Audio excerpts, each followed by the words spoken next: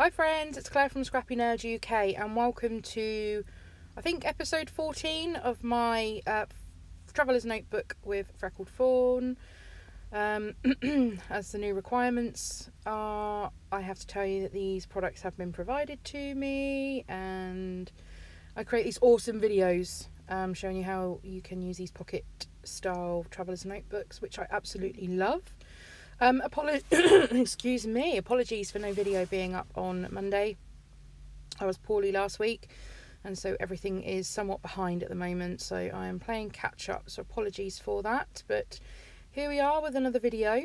So in this one I'm going to show you how you can add multiple photos into the Traveller's Notebook. So you can add multiple photos if you scale the photographs down, of course, no problem. But I wanted to show you can create like a waterfall style photograph thingy with cutting into the pockets.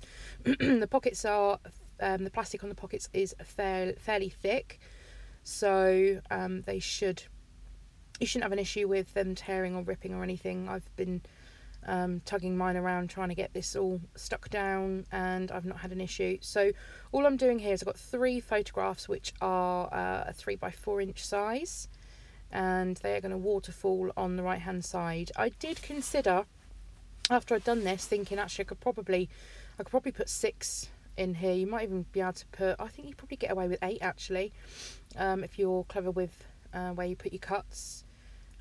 So yeah, I might go back and add in some other photographs onto the back of these, or you can use the backspace as journaling, but I just left mine plain for the minute just to show you how you can create this waterfall of photographs and not take up too much space or too many spreads doing multiple photos from the same event.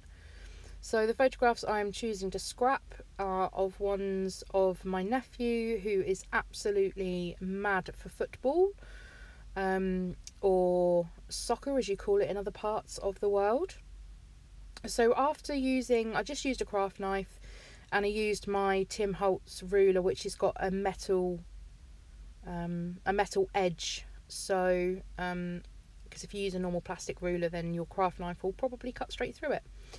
So I lined the photographs up where I wanted them and I created 3 slits in the pocket or on the plastic, and I've just put some white cardstock in there to back these.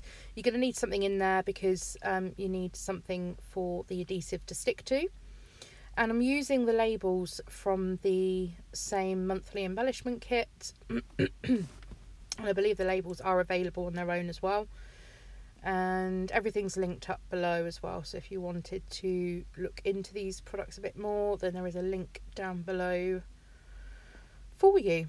So yeah, I'm using these labels to create my mechanism to get these in. So I'm sticking the label almost back to front, as you can see it here, just trimming the edges off to make it the same width as the photograph, and then bending it over. I'm using a bone folder because these labels are cardstock labels, so they're not flimsy, which is why I'm using them, because I know that they will not tear over time with me sort of opening them up and closing them. If you are using a bone folder to press down on your photos, then you need to make sure that you are using premium quality photo paper, purely because if you use the cheaper stuff, then you'll probably end up marking the photos or ripping the ink off, which I have discovered previously.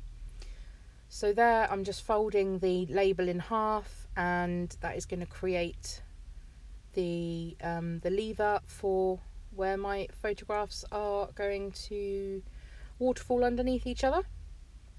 Okay, just pressing that down on top. And that is the waterfall side of it done. So I might go back and, as I said, I might go and add some more photographs in underneath, so you can add 6, or I might go and add something else embellishment wise underneath the photographs. I'm not too sure yet, but I've done this video just to show you that you can make your pocket pages interactive, tactile, so you can actually, you know, feel the bits outside of the pockets, because I know that some people are a little a little concerned about, you know, Traveller's Notebook is meant to be tactile, you know, you can feel the products on the page, but you can do a mix of both with the pocket page notebooks, which is what I like to do, a fusion of the two styles. So the reason I've chosen these photographs is because of that green paper. So I said in my last video that I really struggle with certain colours, green, brown, yellow and orange. They're just not my colours, and this super bright green one scared me. I've cut it out already. There's 2 of each design, so I've cut that one out already and used the speech bubble on, I think it might have been my last layout actually, and I decided to go for it with this one, and I'm actually going to use this side. I'm not going to cut into it, and the reason I've done that is because I've teamed it up with the colours that are in the photos. So because the grass is quite green in the photos, it complements it really well. So I'm trying to stretch these alphas as far as possible. These black ones are probably my favourite, and I was going to spell out football crazy, but then I realised that I've used all of my Y's, so I spell out football mad in the end. And now I look at this, I think that the OCD in me wants to go and pull those alphas up and move them across maybe 1/8 of an inch, so they're more central, but that's just me being really picky. So I'm going to add the word mad in just underneath here, and again just using a ruler to try and get a straight line. I know they're not perfectly aligned, but that's okay. So next on to adding some embellishments. So I'm cutting into the washi strips here, and I think this says loving this moment, so I'm just going to add that on. And I've used the labels, so I've done a front and a back label on each of the 2 drop down or the top 2 of the photos to create a tab to lift them up with.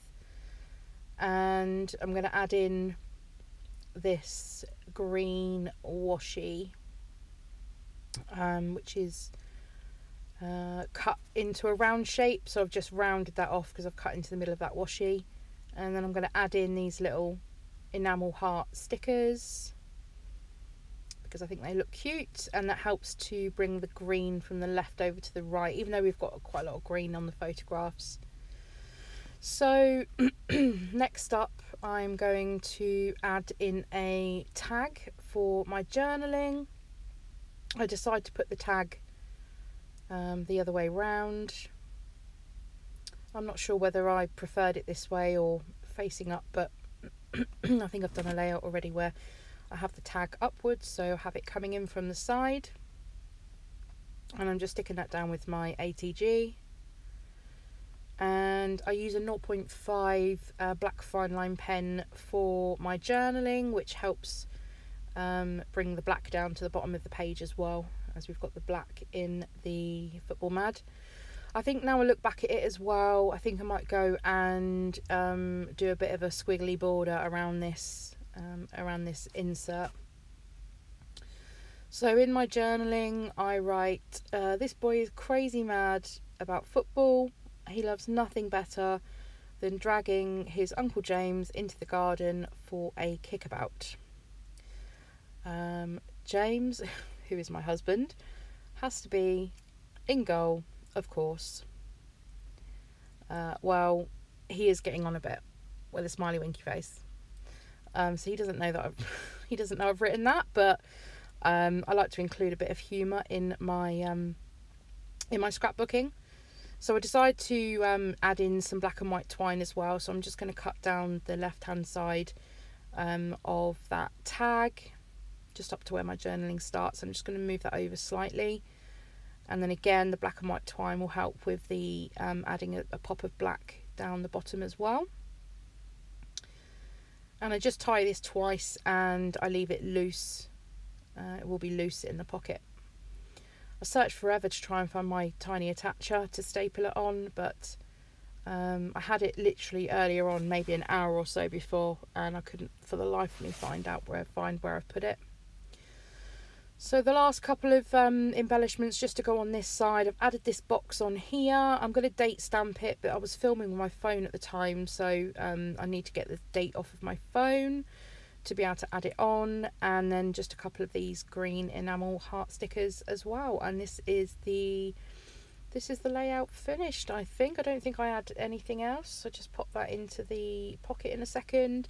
And as usual, thank you very much for joining me today. I hope this video has brought you some inspiration. You can always adapt anything that I do into a normal traveller's notebook as well, if that's your preference. And I'll see you all again. There's another video, there's loads of videos going up this week, so there should be another one up tomorrow for you as well. And yeah, if you've enjoyed it, give the video a thumbs up, it really helps. And subscribe if you're new, and I'll see you tomorrow. Bye.